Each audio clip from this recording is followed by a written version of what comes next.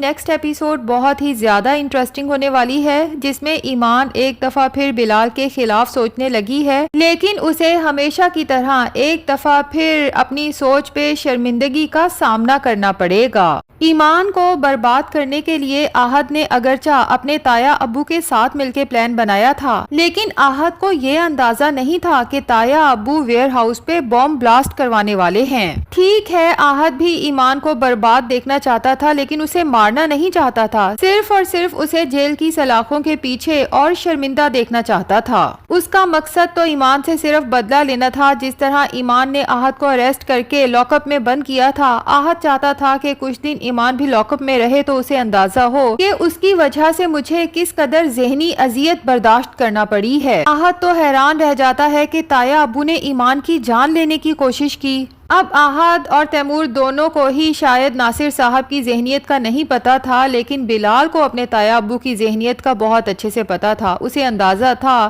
کہ اس بار وہ میری اور ایمان کی جان لینے کی کوشش کریں گے، تبھی بلال ایمان پہ جھوٹا اینٹی کرپشن کا کیس بنواتا ہے تاکہ اس سے پہلے کہ ایمان ریڈ کے لیے نکلے اسے اس کے گھر سے اریسٹ کر لیا جائے۔ ٹھیک ہے، اس سے ایمان کی تھوڑی انسلٹ تو ہوگی، لیکن کم سے کم اس کی جان تو بچ جائے گی، جبکہ دوسری طرف ایمان ہے جو اب بلال کے خلاف سوچنے لگی ہے۔ اسے یہ تو اندازہ ہے کہ بلال نے یہ سب کچھ جان بوجھ کے کیا ہے، لیکن یہ اندازہ نہیں کہ اس میں ایمان کی خیر خواہی ہے۔ بہرحال وہ سوچتی ہے کہ ایک دفعہ میں لاک اپ سے باہر نکلوں، اس کے بعد اس بلال کی تو ساری زندگی شکل تک نہیں دیکھوں گی۔ لیکن صبح بلال جب ایمان کو نیوز بتاتا ہے کہ ویئر ہاؤس پہ بم بلاسٹ ہوا ہے اور وہاں پہ بہت سے معصوم لوگوں کی جان گئی ہے، وہ بھی صرف اور صرف تمہاری ضد کی وجہ سے، سوچو اگر تم بھی کل وہاں ہوتی تو پھر کیا ہوتا۔ اور پھر ایمان سے کہتا ہے کہ میں جب بھی تمہیں کسی بات سے روکتا ہوں، دراصل میں تمہیں بچانے کی کوشش کرتا ہوں۔ تو ایمان بلال کی بات سن کے خاصی شرمندہ ہوتی ہے کہ رات بھر تو وہ بلال کے بارے میں پتہ نہیں کیا کیا سوچتی رہی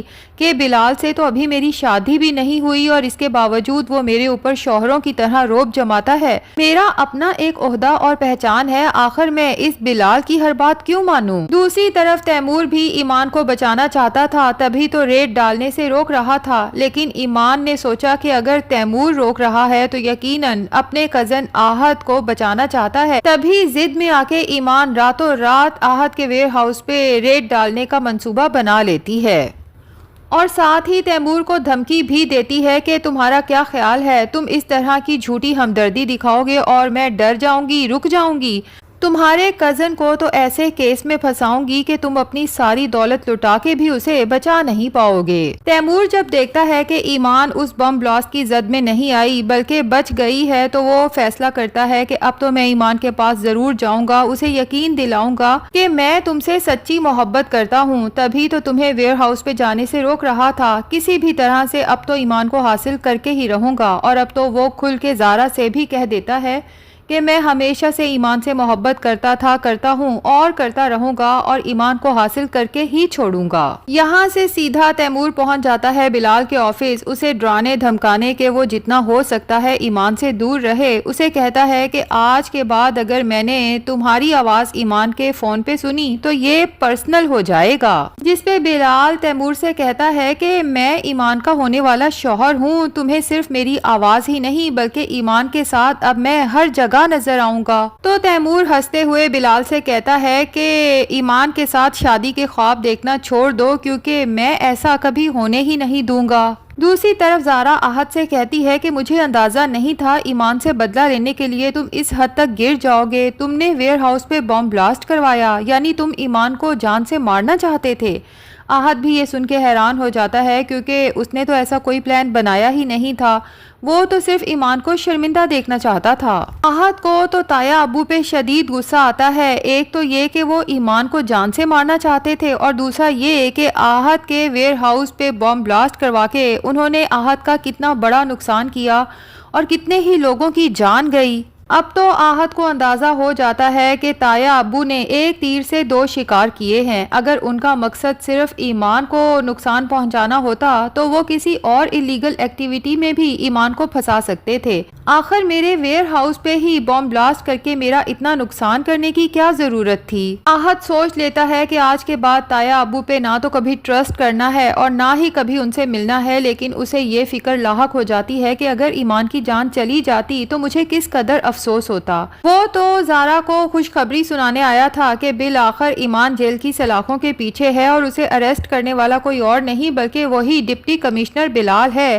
جو اس کا بڑا خیر خواہ بنا پھر رہا تھا۔ ایمان کی بدنامی کا سبب بھی وہی بنا ہے، جبکہ زارا آحد سے کہتی ہے کہ بلال نے ایمان کو اریسٹ کر کے بدنام تو ضرور کیا ہے لیکن کم سے کم اسے جان سے جانے سے بچا لیا ہے۔ اب چونکہ آحد کے دل میں ایمان کی محبت ایک دفعہ پھر بیدار ہو چکی ہے، یہ سوچ کے کہ اگر ایمان کل بم بلاسٹ کی جگہ پہ ہوتی تو آج اس دنیا میں ہی نہ ہوتی، تبھی آحد ایک دفعہ پھر اپنے دل کے ہاتھوں مجبور ہو کے ایمان کو اپنی محبت کا یقین دلانے اس کے گھر پہنچ جاتا ہے، اور ایز یوزول ایمان کے گھر کے دروازے ہر کسی کے لیے کھلے ہیں۔ تبھی ایمان کو آحد کے آنے کا تب پتہ چلتا ہے جب وہ اس کے ڈرائنگ روم میں کھڑا ہوتا ہے۔ آحد کو تو یہی لگتا ہے کہ ایمان جو پہلے بھی مجھ سے بہت محبت کرتی تھی، یقیناً ابھی بھی اس کے دل میں میری محبت موجود ہوگی اگر میں اسے یقین دلاؤں گا کہ میرا تمہیں مارنے کا نہیں صرف بدنام کرنے کا منصوبہ تھا، اور وہ بھی میں صرف اپنا بدلہ لینا چاہتا تھا، اور مجھے خبر ہی نہیں ہو سکی کہ کب تایا ابا نے وہاں بم بلاسٹ کا پلان بنا لیا، تو شاید ایمان میری باتوں پہ یقین کر کے ایک دفعہ پھر میرے لیے اپنا دل صاف کر لے گی۔ تو بلال نے آحد کے بارے میں صحیح ایزیوم کیا تھا کہ آحد بلال سے کوئی ہمدردی نہیں رکھتا، دراصل وہ اپنی محبت ایمان کو کسی اور کا ہوتے دیکھ ہی نہیں سکتا، لیکن ایمان کو تو آحد کی باتیں سن کے اس قدر غصہ آتا ہے کہ اسے کہتی ہے اپنی سازش کو حادثہ قرار دینے کے بعد تم مجھے یہ کہنا چاہتے ہو کہ تم مجھ سے محبت کرتے ہو؟